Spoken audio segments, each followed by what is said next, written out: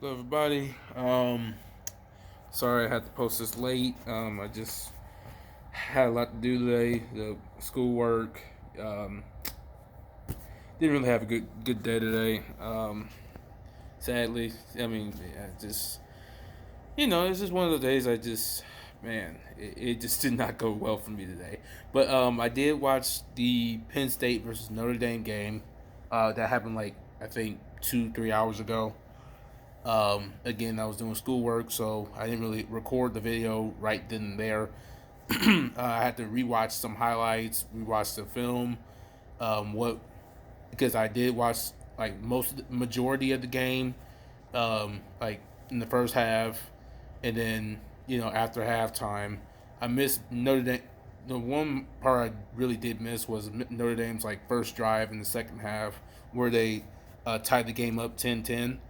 Um, yeah, other than that, I watched basically the whole game, and it was a classic. It was really a classic. Um, I did not really expect this matchup in the playoffs. Like I predicted Georgia in Penn State, and I thought Penn State would win that. So Notre Dame just crushed both of my predictions. So shout out to them. Shout out to Marcus Freeman. I have a lot of respect for Marcus Freeman and Notre Dame. Like Marcus Freeman obviously is a former Buckeye, and he made history tonight. Now he's like the first black head coach to coach in the national championship. So shout out to him. Shout out to the Notre Dame Irish. Like after that NIU loss, they just been solid. Of course, they haven't really played in like top 10 teams in the regular season, but like if you execute in those games, like it's just. What can people say? Obviously it's a weak schedule, but still, like if you play up to your potential and you did it in the playoffs, what can people say? You dominated Georgia. Of course, you didn't really score any.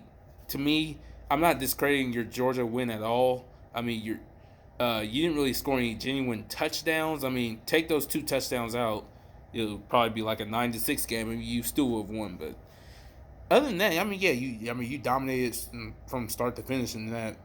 Um, and all right, so I'm just gonna go over the game. So Penn State, obviously, they were kind of running the ball a lot. Like their O line did fabulous today. Um, but yeah, let's just start there. O line for Penn State did great. They blocked very well. They were kind of pushing Notre Dame around a little bit. I did not expect that. Katron Allen, he played pretty hard. I think he had like one touchdown, I believe, or I think that was Nick Singleton. I think that was either one. Katron Allen, he's just like that little short but strong running back, like a bowling ball built running back. That I really love watching those type of running backs. Um, Nick Singleton, to me, he's like the speed. Like he's like the speed in the backfield. Like sometimes he'll line up as a wide receiver. Like Penn State just has a lot going on offense. Like they have QBs. Like when Bo Prabula was on the team, they have him like he's really a quarterback, but they have him at wide receiver for some reason. Him and Drew Aller, and then Tyler Warren, the tight end, would play quarterback or center and catch the ball. I'd say like it's just like where to begin with this Penn State offense? You didn't really see that in this game. Penn State was kind of playing conservative a little bit. They weren't really doing that, crazy trick plays and just weird stuff. It's just, I mean, they could. Well, they really. I wouldn't recommend it. Of course, if you want to be creative and go take a shot, go ahead. But me personally, I wouldn't. But yeah, offensively, Penn State did pretty good, pretty decent. Passing game, Drew Aller, it just I'll get to him later, but man, he just he did like he threw some good passes to like the tight ends like Tyler Warren and Khalil Dinkins, number 16. But I heard like a stat line that the receivers for Penn State didn't catch a pass period at all tonight. And that says a lot. That could have been play calling. It kind of was play calling, but at the same time, like Notre Dame's secondary was just lights out almost. I mean, of course, they let the tight ends catch some passes. Like Tyler Warren caught like a 27-yard pass.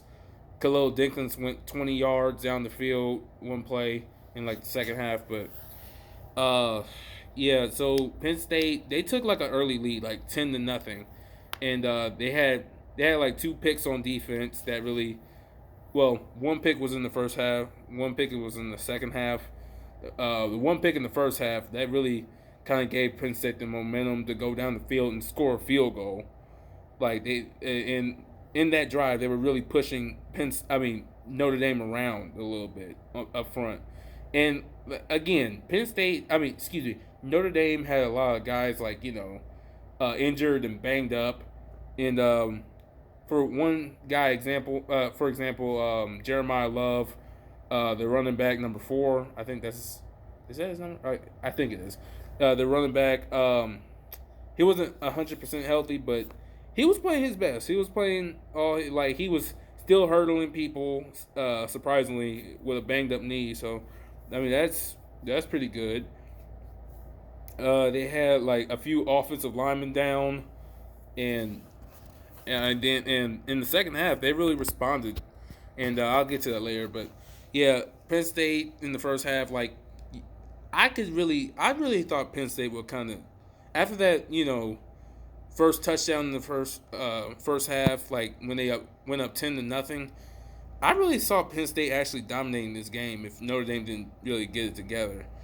Eventually, Notre Dame did get it together, but yeah, and like again, like when Penn State went up 10-0, I'm like, oh my goodness, I think Penn State may dominate Notre Dame the way they're playing right now, and the way Notre Dame's players are getting banged up right now. It's just it's not looking good for Notre Dame at all. And then when Riley Leonard went down, the backup quarterback, I forgot I don't know his name. I know his number. I think it's number 9 for Notre Dame. He came in for Riley Leonard when Riley Leonard like kind of landed on his head. I think it was like a 28 for Penn State. Like he really hit him hard, Riley Leonard, and Riley Leonard had to go to the tent, and then number 9 for Notre Dame had to go in and play quarterback. I mean, he didn't really do bad at all. He drove his team down the field enough to kick a field goal to go into halftime, and that field goal was huge. It was kind of a momentum swinger. Like, okay, it gave Notre Dame some confidence, and like, okay, yeah, we have something going at least. And Marcus Freeman and Al Golden and I forgot the offensive coordinator for Notre Dame, like really, I think motivated the players and made some adjustments in saying, hey, we could really win this game. We're really in this. And then it proved it because I missed it, but the Notre Dame went down the field and scored in the opening drive in the second half, and it really changed things for them. And then I believe that Notre Dame scored again. After that, I think they stopped Penn State, if I'm not mistaken, and they went up 17-10. And then obviously Penn State, just using their O-line, pushing Notre Dame around. It looked like the first half, and then they went down the field and scored. Nick Singleton, they were just It looked like Penn State was really bullying Notre Dame's defensive line around, and I mean, yeah, because Penn State's O-line is like those guys are just huge. These guys are huge. They're strong. They're not the fastest guys in the world, but still, they were just like bullying Notre Dame's defensive line around a little bit tonight. And Nick Singleton and Kaytron Allen, they had a pretty good game. Other than they lost, they had a pretty good game. And then, another thing happened. Riley Leonard, he was not perfect tonight at all. He threw an interception and denied Dennis Sutton for Penn State. He intercepted it, the defensive end for Penn State, and Yeah, Penn State has all the momentum in the world because they're in the Notre Dame 40-yard line. And guess what? They used their O line again and scored. And of course, they had like that one pass interference call on Notre Dame, and it was the right call. I don't know why fans are. I can't stand when fans throw trash on the field. Like, it's not going to change anything, and it's a championship game. I really think they really should charge. You know what? How would? Oh yeah, they should really make penalties for like throwing for fans throwing stuff on the field because it's just kind of unnecessary. Like, what if I hate that because what if like somebody's in front of you and they get hurt, like another fan? Okay, it doesn't really make sense to me. It's kind of childish, and yeah, it really gives Notre Dame a lot. It really gives them a great look, doesn't it? Okay, it doesn't. And Ohio State did it, and I mean, I get fans were upset because it was a terrible targeting call in the Nebraska game, and like it's just this is just childish. It really is. And Texas Tech did it. Texas did it. I think that really started the whole thing. Yeah, Texas really started the whole trash throwing thing, and yeah, it's childish. But anyway, Penn State went down the field and scored. It was like 24-17 at that point, and then Notre Dame, I believe, yeah, Riley Leonard like threw a great pass to I think number one for Penn State. All right, yeah, number one for Penn State, I believe, and like yeah, he beat two Penn State DBs down the field, and he crossed number one for Penn State up. It was bad, and yeah, it looked like he was playing basketball the way he broke his ankles. I think the guy went like 60 yards down the field and scored. It was 24-24 at that point, and it was like 5 minutes left in the game. It felt like, okay, it's going to be one of those scenarios where somebody gets that late field goal and wins the game. And obviously that happened, but I'll get to it later. Notre Dame has the opportunity to go down and score a field goal, but Penn State's defense, and shout out to the Penn State defense, a defensive line specifically, like they really did great in this game. They did great. Yeah, they were holding up. Right. Well, of course, Riley. I mean, it was going back and forth. Riley Leonard got some good plays. Riley Leonard got sacked. Like Penn State's defensive line got 5 sacks in this game, while Notre Dame's defensive line got 1. That says a lot about Penn State's O line and how they got better. After that, look, after that Ohio State game, Penn State, of course, they lost to Oregon, but they've been playing their best. And of course, they came close to Minnesota. I mean, it happens. I mean, you're not going to, in the Big Ten, you're not going to win easy. It's just not going to happen. And yeah, Penn State is known to be a team, even though I troll, excuse me, even though I troll James Franklin for not winning the big game. I mean, they're still a great team. I'm not gonna knock them. Of course, people can argue, oh well, they had a few cupcakes in the playoff, which is kind of true because Boise State it's a Group of 5 school. Like I predicted that Penn State would roll them, and that's just a one man team down there. And then SMU, who is a great team, but I thought Penn State was just gonna blow them out because first of all, I thought Penn State was just bigger, faster, stronger, and just like SMU hasn't really faced a team like that. So, especially in Penn State's environment, it's loud, and it's just Happy Valley is just loud and hostile place to play. So I didn't think SMU was ready for that, but yeah, still Penn State is just a great team. Of course, you may knock them for not winning the big game, but James Franklin, he's not to blame for this game. James Franklin did everything he can. But there was one play that's almost cussed. that screwed up Penn State in this game. It was 30. It was. I'll describe the moment. It was 30 seconds left. 33 seconds left, I believe. Penn State has the ball. They got the ball back. The defense made a huge stop. Penn State was trying to go down the field and score a game-winning field goal. And I think it was 30 seconds, right? Or I think it was like 1 minute. It was just not enough time on the. It was under 2 minutes. I know that, but Penn State was trying to go down the field. Drew Allar, he made probably the biggest mistake in his life,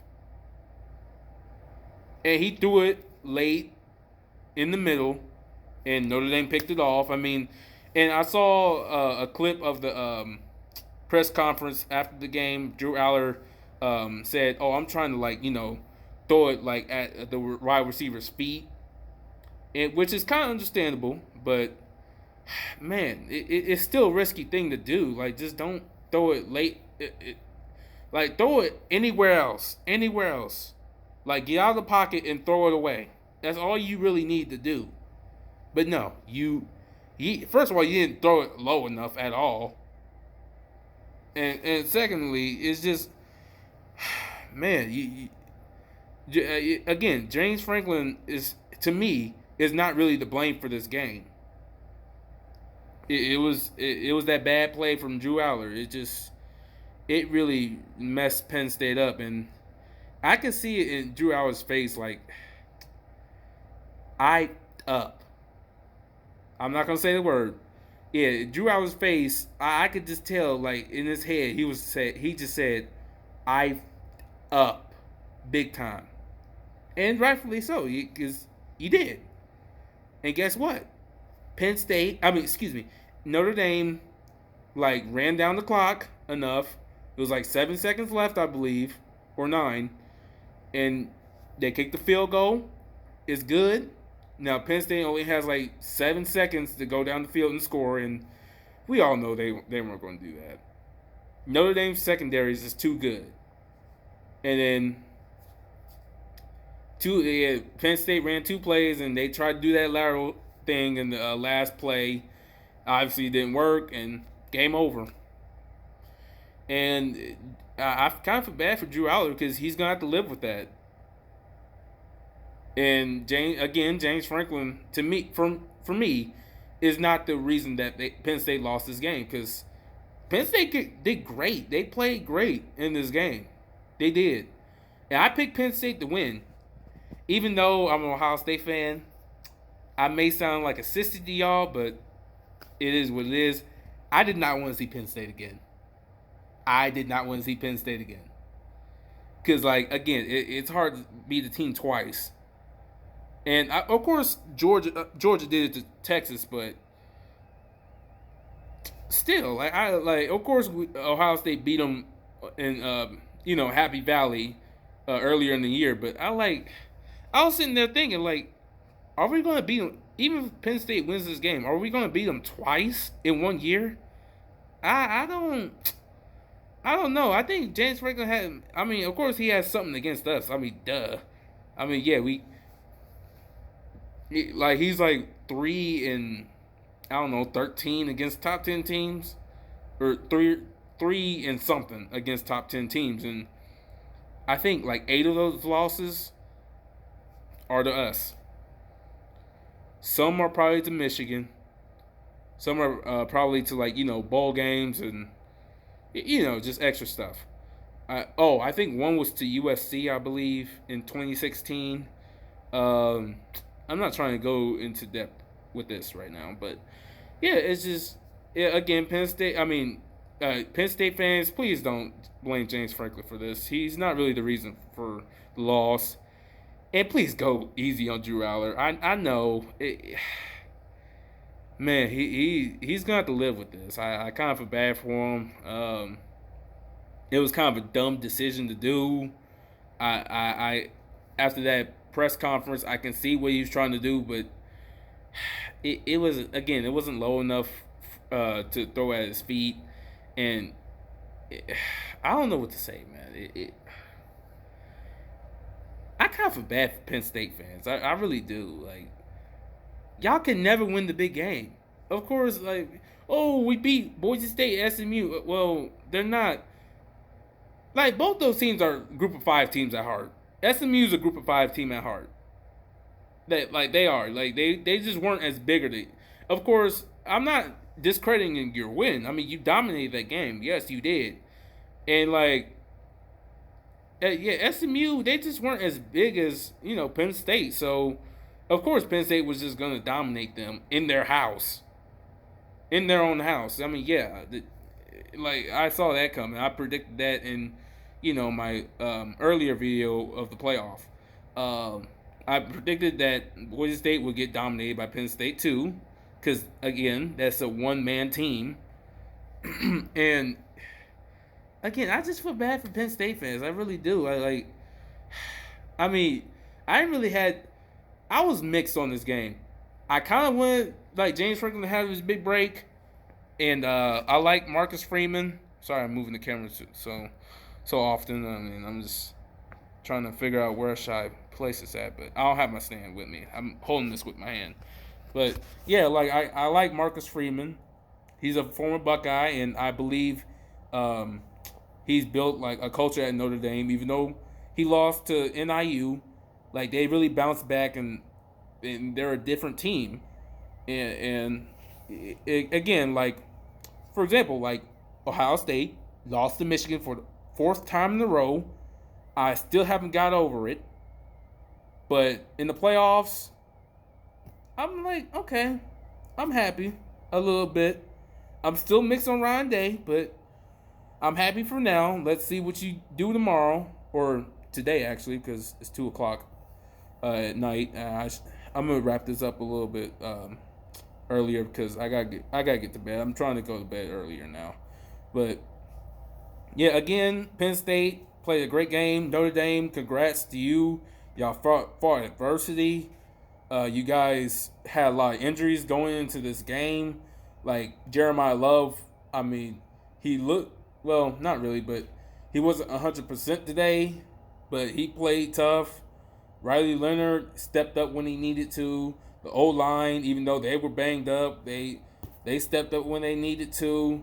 Even though they gave up a bunch of sacks. I mean, yeah, it's just they like guys from Notre Dame really stepped up when it was needed. Receivers stepped up when it was needed. Like I think Great House for Notre Dame. I think I'm saying his name right. I think his number was 9, I believe, if I'm not mistaken. Like I hope y'all know what I'm talking about, but he scored the very last touchdown for Notre Dame. Like he beat 2 receivers down the field, and he crossed up one of Penn State's DBs, number 1, Jalen Reed. I think his name, Jalen Reed for Penn State. Like he crossed them up bad, and I did not expect that because Notre Dame is not really against like top defenses. They're not really great. Against Georgia's defense, I mean, the offense didn't really have anything going, even though they dominated that game. Of course, Georgia has a great defense, but I thought Penn State's defense was a little bit better than Georgia's. I was wrong. Even though Penn State's defensive line did everything they could, like, for example, Abdul Carter, number 11 for Penn State, he wasn't 100%. He had a little shoulder injury. He played great. I think he had like 1 or 2 sacks in this game, and like he had some crucial tackles, and yeah, he played a great game. Number 28, Zane Durant for Penn State, he did pretty good. Who else? Number 33 for Dennis Sutton for Penn State, he did pretty great. Yeah, Penn State's defense kind of sold when it matters. When it mattered. Drew Allar. Whew. I'm gonna pray for him because it's gonna be rough for him. I kind of like Drew Allar. He's from the Medina area of Ohio. He was a 5-star quarterback, and I mean, I kind of liked him. I kind of liked to watch him play. I think he was like the best player in Ohio when he graduated. The year he graduated. Um, yeah, I mean, I hate to see him like that because like that's just gonna follow him forever. Like people are gonna know him for that play and that situation because like he really sold the bag for Penn State. Really, it wasn't James Franklin's fault this time.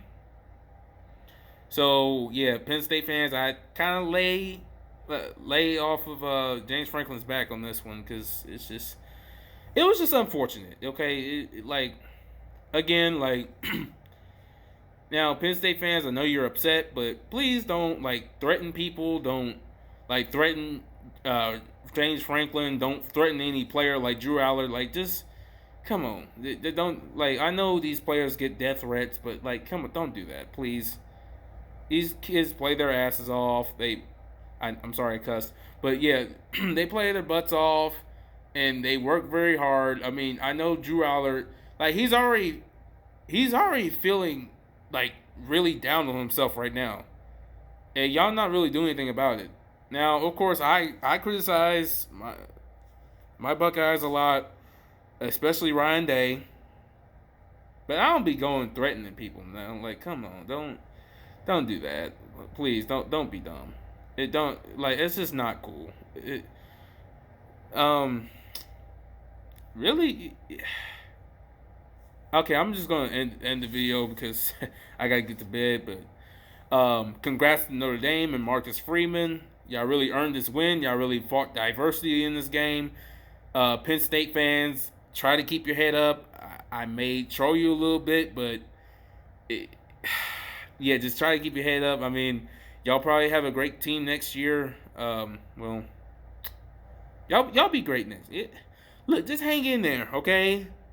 Look, my team can't beat the team in yellow and blue.